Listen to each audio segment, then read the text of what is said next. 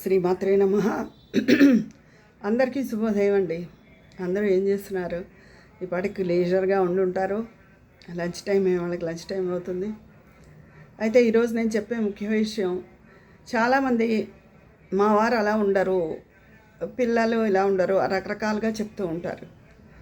కానీ ఎన్ని చెప్పినా ఏం చేసినా మన జనరేషన్ వరకు మనకు సర్దుకుపోవడం అలవాటు అయితే ఏ కారణాల వల్ల అయితే అత్తారితో బాధలు పడ్డా, మొగుడితో బాధలు పడ్డా, ఏ రకంగా సమస్యలు వచ్చినా వాటిని ఎదుర్కొని నిలబడడం వచ్చు.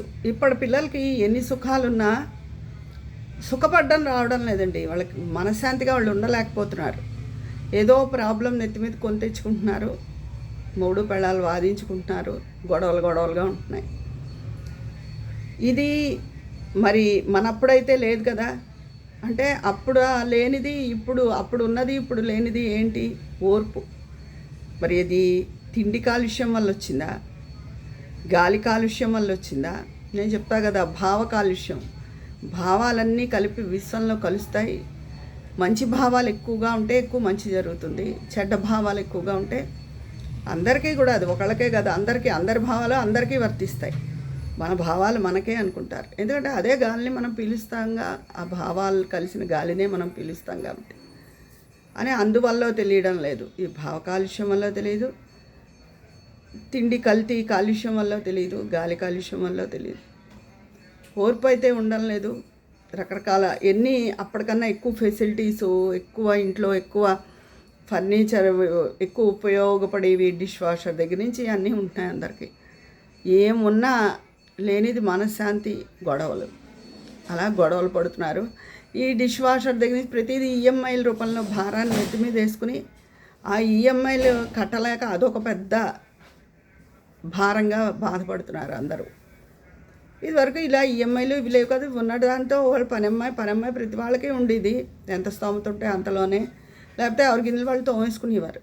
అదే ఒక పెద్ద సమస్య, గిన్నెలు తోమేసుకున్నాం అని దాన్ని అనుకునేవారు కాదు. అలాగే అత్తగారు ఒక మాట అన్నా ఆ క్షణాన్నే కోపం తప్ప మళ్ళీ మామూలుగానే ఉండేవారు. అత్తగారు బాగానే ఉండేవారు, కోడలు బాగానే ఉండేవారు. ఇలా మూడు పెళ్ళాము కొట్టుకు చచ్చేవారు. కొట్టుకు చావడం అంటే మొగుళ్ళు ఎక్కువ విసుక్కుంటూ ఉండేవారు, కొంచెం అథారిటీ చేస్తూ ఉండేవారు. దానికి ఆడవాళ్ళు అలవాటు పడిపోయే ఉండేవారు.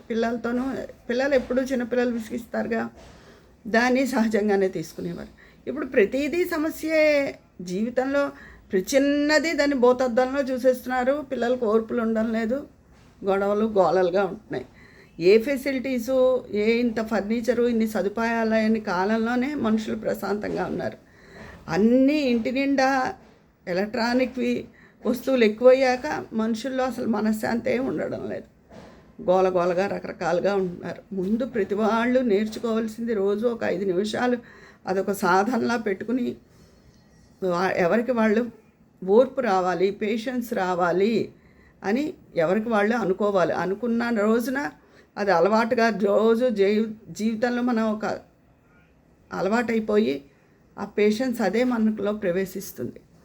అంతేకాని ఈ ఓర్పుకి ఏ సాధన చేయకుండా విసుగులు చిరాకులను పెంచుకుపోతే ఆరోగ్యాలు దెబ్బతింటాయి. చిన్న వయసులోనే అన్నీ 50-60 ఏళ్ళకి వచ్చే బీపీ షుగర్లు 30-40లోనే అందరికీ వచ్చేస్తున్నాయి. కుటుంబాల్లో మనశ్శాంతి ఉండడం లేదు. మధ్యలో పిల్లలు నలిగిపోతూ ఉంటారు. ఈ పిల్లలు ఇదే ఆదరంగా తీసుకుని వాళ్ళు విసిగిచ్చేస్తూ ఉంటారు. అందరూ అలా ఉన్నారని నేను చెప్పను, కానీ 80% ఆఫ్ ది పీపుల్ ఇలాగే ఉన్నారు. అందుకని ప్రతి ఒక్కళ్ళు మీరు ఓర్పు అనే దాన్ని మొన్నోసారి చెప్పాను, మళ్ళీ చెప్తున్నాను. ఇది వరకు అన్ని ఫెసిలిటీసు లేని రోజుల్లోనూ అత్తగారు ఒక మాట అన్నా, మొగుడు విసుగులున్నా, పిల్లలు చికాకు పెట్టినా, పని మనిషి లేకపోయినా, ఇవన్నీ లేకపోయినా మనుషులకి రోజులు వెళ్ళాయి అంటే ఓర్పుతో. ఇప్పుడు లేనిది అదే. ఇంటి నిండా ఎన్ని వస్తువులున్నా ప్రశాంతంగా రోజులు ఎందుకు వెళ్ళట్లేదు అంటే ఆ ఓర్పు అనేది మీ దగ్గర లేకపోవడం వల్ల. ప్రతి వాళ్ళు క్రమం తప్పకుండా ఓర్పు అనే దాన్ని సాధన చేసుకోండి. ఇది మీకోసమే చెప్పేది, మీకే ఉపయోగపడుతుంది. ఓకేనా? మీ అందరి అభిప్రాయం కూడా కామెంట్ బాక్స్లో తెలియజేసేయండి. మరి అక్కడ మాట్లాడుకుందామా? ఉంటాను. మీ స్నేహితురాలు విజయాపన్నాల.